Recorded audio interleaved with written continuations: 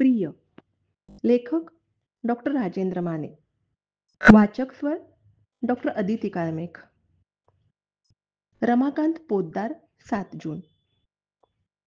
प्रिय जो, तुझं मोठं पत्र मिळालं. मायेनं न लिहिलेलं. खरं तर मायण्यात तरी काय असतं? मी तुला प्रिय नाही हे तुझं वास्तव मात्र तू लिहून व्यक्त केलंयस. सगळ्या पत्रातही तोच सूर कायम आहे. मला मात्र तू प्रिय आहेस. जो, शेवटी आपण लिहितो त्याच्यापेक्षाही व्यक्त करण्याची म्हणून एक भाषा असते. चीनमध्ये 2 प्रेमिक होते. ते एकमेकांना पत्र तर पाठवायचे, पण पाकिटावर फक्त पत्ता असायचा आणि आत फक्त कोरा कागद. पण आश्चर्य असं, त्याला काय म्हणायचं आहे ते कोऱ्या कागदावरूनही तिला समजायचं आणि तिला काय म्हणायचं आहे हे त्याला. मग मला सांग, अशा वेळी मायण्याचा प्रश्न येतो कुठे? अर्थात हे प्रेम हे लौकिकातील सगळी बंधने संपून पलीकडचे.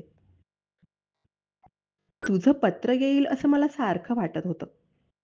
24 मेला तुझं पत्र मिळालं, पण 29 मे ते 3 जून आमच्या इथल्या नाट्यसंस्थेचा सुवर्ण महोत्सव होता. जुन्या पिढीतला नाटककार म्हणून मला आमंत्रण होतं. पिढी किती लवकर बदलतीये हे तेव्हा लक्षात आलं. एकदृष्ट्या माझा सत्कार करून त्यांनी मी जुना झालोय हे दाखवूनही दिलं असावं. तिथं प्रत्येकानं तुला साहित्य अकादमीचा पुरस्कार मिळाल्याचा आनंद माझ्याजवळ व्यक्त केला. शिवाय तू उरलेलं आत्मकथन लिहावंस अशी सगळ्यांची इच्छा आहे. तू तुझ्या जन्मापासून आपण विलग होण्यापर्यंतचं आत्मकथनच फक्त या पुस्तकात लिहिलं आहेस. पण नंतर तुझ्यातली लेखिका घडत गेली तो भाग. म्हणजे आपल्या विलग होण्यानंतर ते तुला साहित्य अकादमी पुरस्कार मिळाला तोपर्यंतचं कथनही लिहावंस अशी लोकांची इच्छा आहे. कदाचित तू लिहायला सुरुवातही केली असशील. जवळजवळ 6 ते 7 वेळा मी तुझं पत्र वाचलं. तुझ्या प्रकाशित आत्मकथनातल्या बऱ्याचशा गाळलेल्या जागा तू भरून काढण्याचा प्रयत्न केला आहेस. मग हाच टोकाचा उद्वेग प्रकाशित आत्मकथनात का नाही? खरं तर आपला प्रेमविवाह, अर्थात या प्रेमाचा कालावधी फक्त 2 महिने होता हा भाग वेगळा. आता मला वाटतंय, लग्नापूर्वी 6-7 महिने तुझी ओळख झाली असती, तर एखाद्या वेळेस तू माझ्याशी लग्न केलं नसतंसही. एक प्रश्न माझ्या मनात आता सारखा येतो. तू माझ्यात काय पाहून माझ्याशी लग्न केलंस? अगदी चारित्र्यवान म्हणावा असं मी नाही, हे तुला पूर्वीही माहीत होतं. कारण तुझ्या पूर्वीही एक मुलगी माझ्या आयुष्यात आली होती हे मी तुला सांगितलं होतं. त्या प्रकरणाबद्दल त्यावेळी तुला मी सविस्तर सांगण्याचा प्रयत्न केला होता, पण तू काहीच ऐकून घेतलं नाहीस. पण त्याच वसुंधरेच्या नावाने मात्र नंतर मला अधूनमधून टोमणे मारत राहिलीस. आपल्या प्रेमविवाहाचा फक्त 4 ओळींच्या पॅरेग्राफमध्ये तू उल्लेख केलायस. वसुंधरेबद्दल आपल्यात चेष्टेत का होईना भांडणं व्हायची ह्याचा उल्लेख मात्र तू कुठंच केला नाहीस. जर त्यावेळेस तू वसुंधरा कोण होती आणि तिचं माझ्या आयुष्यात काय स्थान होतं हे समजून घेतलं असतंस तर. जाऊ दे. इतक्या वर्षानंतर का होईना तुला तिच्याबद्दल सांगतो. एक इतिहास म्हणून नव्हे, तर माझ्या आयुष्यातील एक हिस्सा म्हणून. वसुंधरेशी माझी ओळख झाली तेव्हा मी 22 वर्षांचा होतो आणि ती 20. तेव्हा मी सांगलीजवळ आष्टा या गावी होतो. गाव तसं ना शहर ना खेड. सांगली, कोल्हापूर ही शहरं जवळ असल्यामुळे शहरी हवा गावाला लागली होती. तिथल्या ज्युनियर कॉलेजला नुकताच मी लेक्चरर म्हणून जॉईन झालो होतो. लेखनाची नुकतीच सुरुवात होती. मी तिथं खोली घेऊन राहायचो. त्या खोलीच्या शेजारीच त्यांचं छोटंसं कौलारू घर होतं. घरात दोघेच, वसुंधरा आणि तिचे वडील. दररोज सकाळी त्या घरातून ऑर्गनचे सूर बाहेरच्या वातावरणात पसरत राहायचे. मधूनच त्यांची तान ऐकू यायची. कधी कधी वसुंधरेचा आवाजही वडिलांच्या आवाजात मिसळलेला असायचा. रोज त्यांच्या सुंदर आवाजाने जाग यायची. आमच्या शेजारीच अंबाबाईचं देऊळ होतं. तिथं वाजणाऱ्या घंटेचा आवाजही त्यात सामील व्हायचा. एका सकाळी अंबाबाईच्या देवळात वसुंधरेच्या वडिलांची गाठ पडली. त्यांचं वय 65च्या पुढे. वसुंधरा ही त्यांची एकच मुलगी. उशिरा झालेली. तिच्या जन्माच्या वेळीच तिने आई गमावली. वसुंधरेच्या वडिलांना सगळेजण मास्तर म्हणायचे. पूर्वी ते गायनाचे क्लास घेत. त्या सकाळी देवळात ते दीपमाळेच्या कट्ट्यावर बसले होते. डोक्यावरचा केस पिकलेला. डोळ्यात मात्र एक प्रकारचं तेज होतं. समोरच्याच्या मनाचा वेध घेणारं. शेजारीच कट्ट्याला टेकून त्यांची काठी ठेवली होती. मी त्यांच्यासमोर जाऊन उभा राहिलो. नमस्कार केला. मास्तर, मी रमाकांत पोद्दार. तुमच्या शेजारी राहतो. दररोज तुम्ही रियाज करता ते ऐकतो. गाण्यातलं मला फारसं समजत नाही, पण माझी आई चांगलं गायची. ते कानावरून गेलंय. इथं आल्यापासून तुमच्या सुरांनी जाग येते. बरं वाटतं. मास्तरांनी माझ्याकडे खालपासून वरपर्यंत पाहिलं. क्षणभर ते काहीच बोलले नाहीत. चेहराही गंभीर. करता काय? माझ्याकडे रोखून पाहत त्यांनी विचारलं. लेक्चरर आहे. इथल्या ज्युनियर कॉलेजवर. काय शिकवता? मराठी. थोडी लेखनाची आवड आहे. त्यांनी न ऐकल्यासारखं केलं. तसेच स्तब्ध बसून राहिले. इतक्यात गाभाऱ्यातून वसुंधरा बाहेर आली. हातात पूजेचं ताट. नुकतेच नालेले केस मोकळे सोडलेले. पांढरी वायलची साडी. कपाळावर कुंकवाखाली लावलेलं अंगाऱ्याचं बोट. तिनं माझ्याकडे पाहिलं, हसली. मोगऱ्याचा सडा पडल्यासारखी. मी ओळखते तुम्हाला. शेजारी किरपेकरांच्या खोलीत राहता ना? हो. तिनं स्वतः ओळख दाखवल्यामुळे मला बरं वाटलं. मास्तर उभे राहिले. वसुंधरेने काठी त्यांच्या हातात दिली. ते हळूहळू पायऱ्या चढू लागले. पाठोपाठ एका हातात पूजेचं ताट सावरीत वसुंधरा. मी तिच्या पाठमोऱ्या आकृतीकडे पाहत राहिलो. आमची ही पहिली भेट. मग हळूहळू ओळख वाढत गेली. कधी बाहेर अंगणात दिसलो की हसायची. माझ्याकडून वाचण्यासाठी कादंबऱ्या न्यायची. नकळत आम्ही एकमेकांमध्ये गुंतत होतो. मास्तरांच्या ते कितपत लक्षात येत होतं मला माहित नाही. बऱ्याच वेळा आम्ही दोघं फिरायला जायचो. म्हणजे एकत्रित. बरोबर नाही. संध्याकाळी कोटेश्वराच्या देवळाजवळ भेटायचो. ते देऊळ गावापासून थोडं लांब होतं. देवळाशेजारी मोठं तळं होतं. भोवताली आंब्याची झाडी होती. त्या बाजूला फारशी वर्दळ नसायची. देवळात क्वचितच कोणी यायचं. देऊळ प्राचीन होतं. देवळाच्या बाजूला एक मोठा पिंपळ होता. लोक म्हणायचे तो 400 वर्षापूर्वीचा आहे. त्याच्या भोवतीनं घडीव दगडांचा बांधलेला पार होता. मी कॉलेज सुटल्यावर त्या पिंपळाजवळ जाऊन बसायचो. तिथून लांबपर्यंत दिसायचं. डाव्या बाजूला एक तळं होतं. तिथून वाहणारं गार वारं सुखावायचं आणि मग थोड्या वेळातच वसुंधरा यायची. दोघं मिळून तळ्याच्या काठाने फिरायचो. तिथून सूर्यास्त खूप सुंदर दिसायचा. मावळतीची किरणं पाण्यावर पसरायची. तिला ते दृश्य फार आवडायचं. हातात हात घेऊन कितीतरी वेळ आम्ही त्या तळ्याकाठी काढलेला आहे.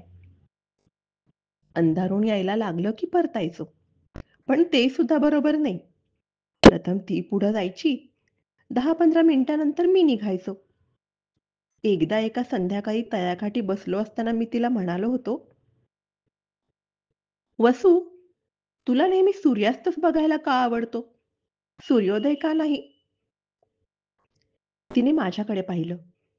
क्षणात तिच्या डोळ्यांच्या कडा पाणावल्या. तिनं करुण हसण्याचा प्रयत्न केला. माझ्या हातात गुंतलेला हात सोडवून घेतला. 4 पावलं पाण्याजवळ गेली.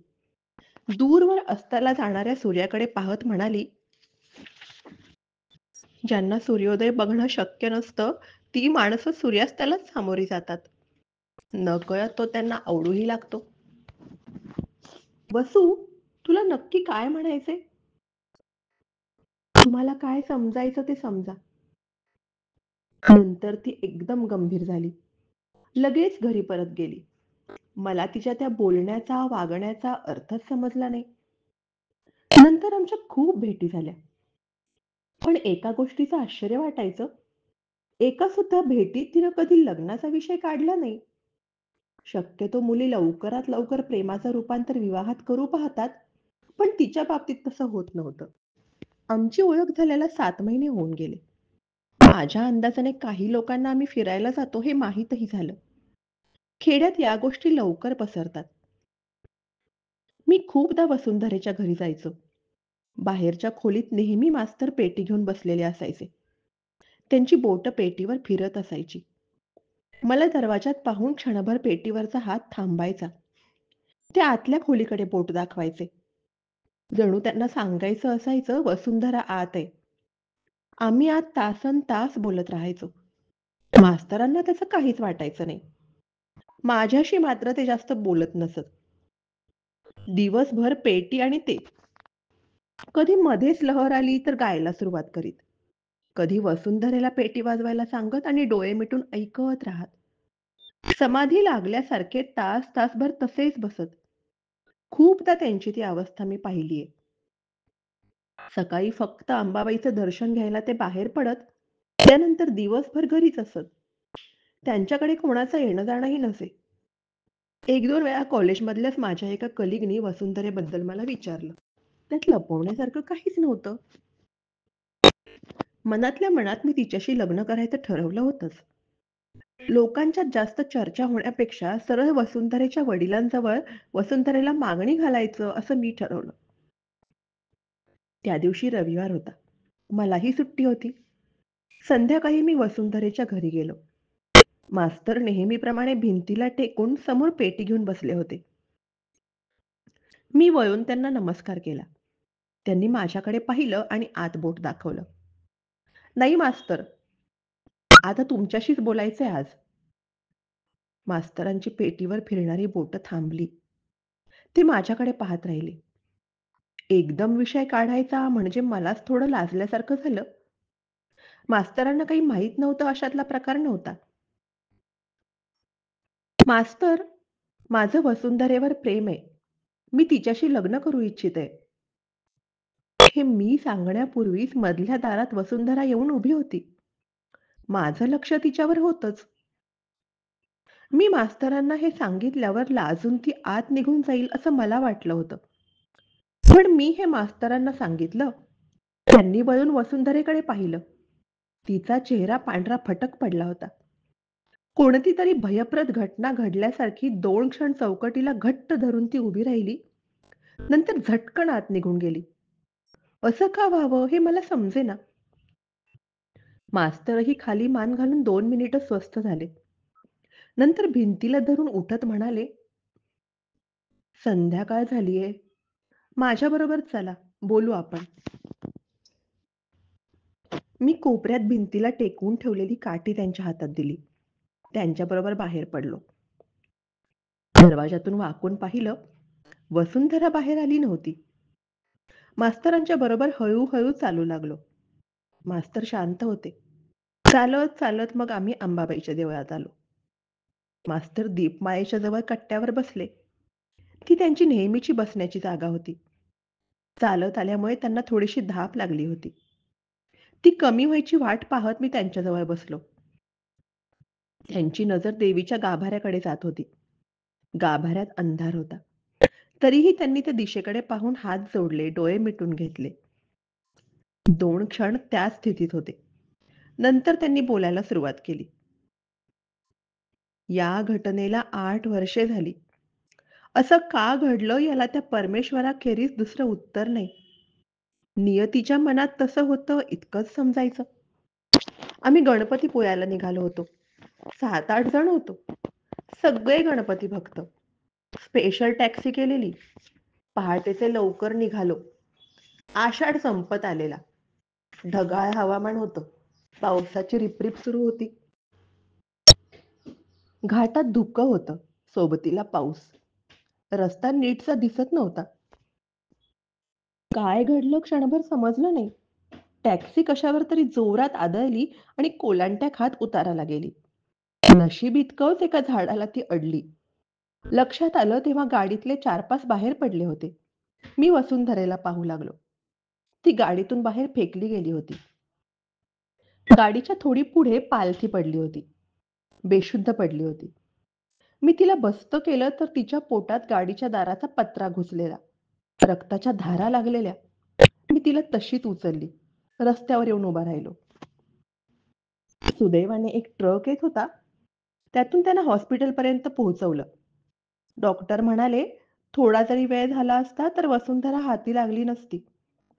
तिच्या पोटाचं मोठं ऑपरेशन केलं होतं. तिला कॉटवर झोपवल्यावर डॉक्टरांनी मला केबिनमध्ये बोलावून घेतलं. मी त्यांच्यासमोरच्या खुर्चीवर बसल्यावर त्यांनी सांगितलं ते ऐकून मला धरणी पोटात घेईल तर बरं असं वाटलं. ते म्हणाले, "वसुंधरेच्या पोटात शिरलेला पत्रा आत खोलवर गेला होता. आतल्या आत खूप रक्तस्राव झालेला. त्यासाठी ऑपरेशन करताना तिचं गर्भाशय काढावं लागलं." मास्तर या वाक्या ठिकाणी थांबले. त्यांना भरून आलं होतं. बोलून धापही लागली होती. त्यांनी नजर उंचावून दीपमालेकडे पाहिल्यासारखं केलं. डोळ्यात जमा होऊ पाहणारं पाणी त्यांनी बाहेर न पडू देण्याचा प्रयत्न केला. नंतर म्हणाले, "वसुंधरा बरी झाली. पण खूपदा वाटतं त्यापेक्षा ती जगली नसती तरी." पण हे सगळं घडायचं होतं. विधिलिखित होतं आणि विधिलिखित टाळता येत नाही.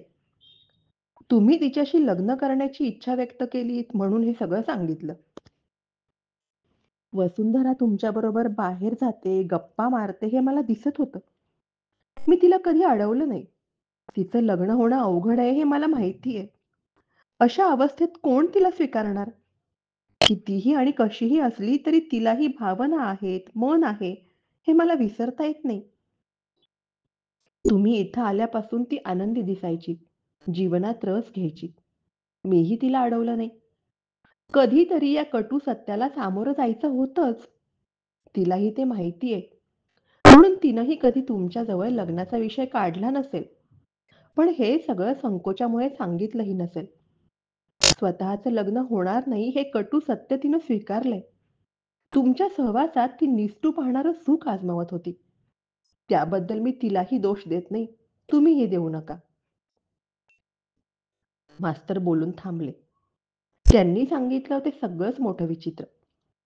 नियती माणसाला अशी शिक्षा का देते? वसुंधरेच्या आयुष्यात असं सगळं का घडलं? या प्रश्नांना काही अर्थ नव्हता.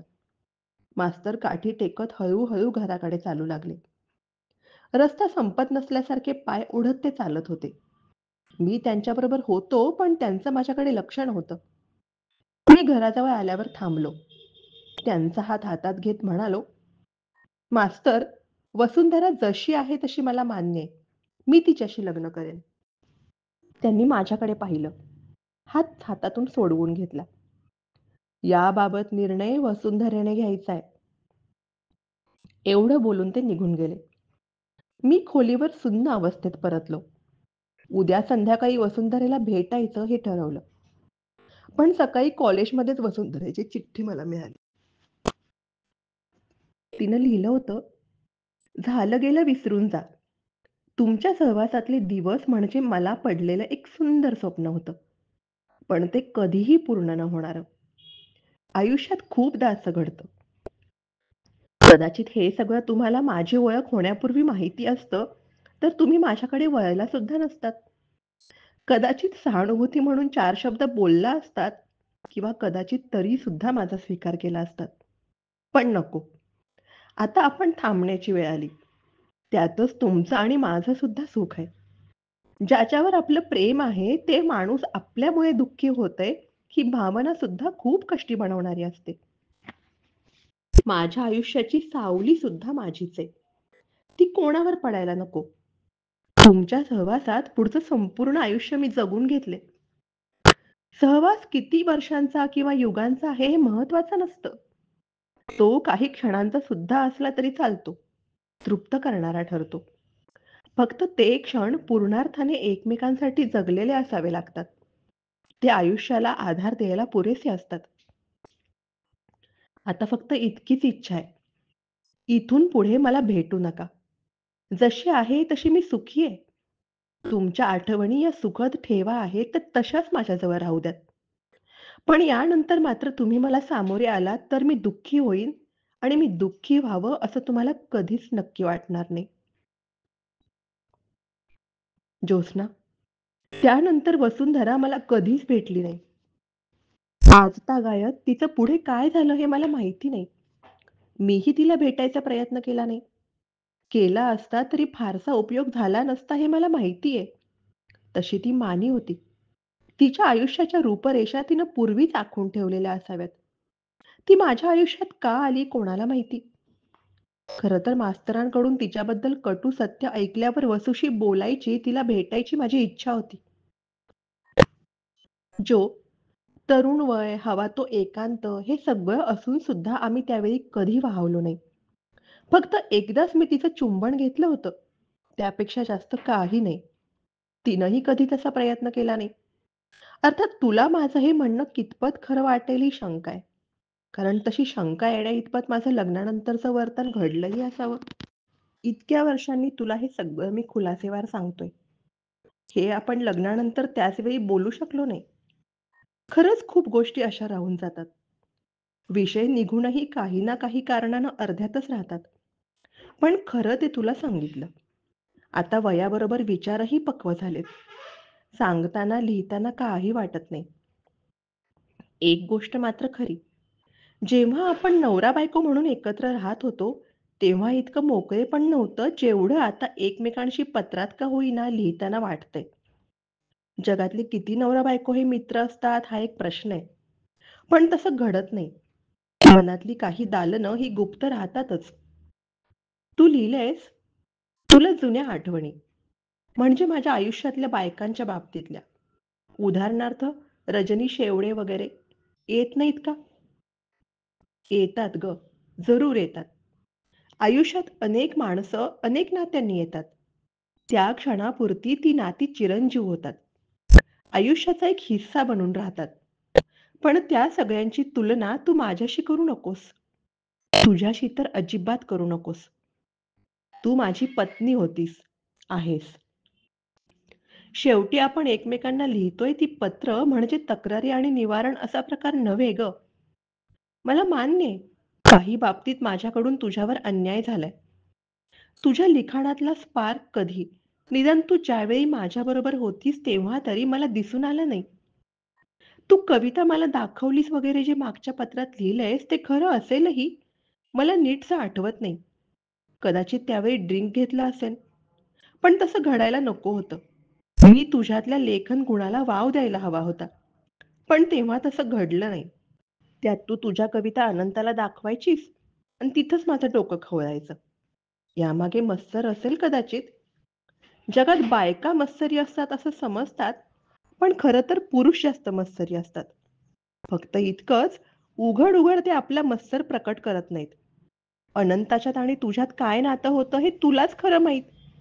शेवटी दोन माणसांमध्ये एकमेकांमध्ये नक्की कोणतं नातं असतं, ते त्या एकमेकांशिवाय कोणी जाणू शकत नाही. विशेषतः स्त्री-पुरुषांमधली नाती गूढ असतात.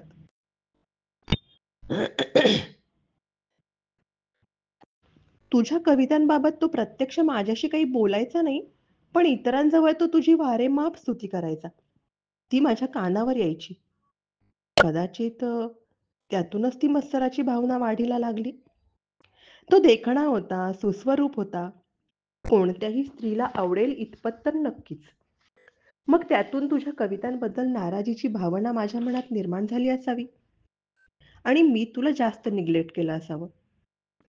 पण हे सगळं आता जाणवतंय. खरं तर मी अनंताबरोबर याबद्दल बोलायला पाहिजे होतं.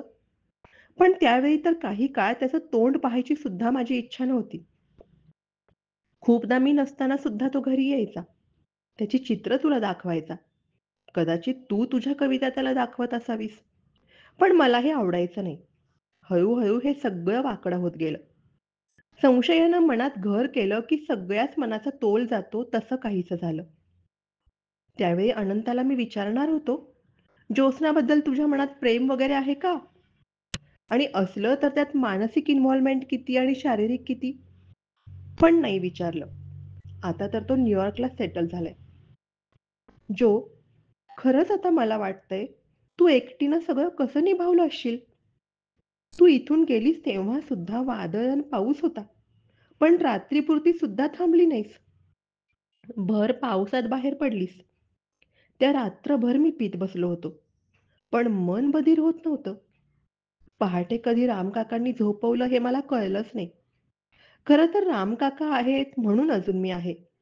आता तेच 70ला पोहोचलेत. जेवढं होईल तेवढं करतच असतात. सांधेदुखी त्यांना प्रथमपासूनच होती. आता दम्यानंही हातमिळवणी केलीये.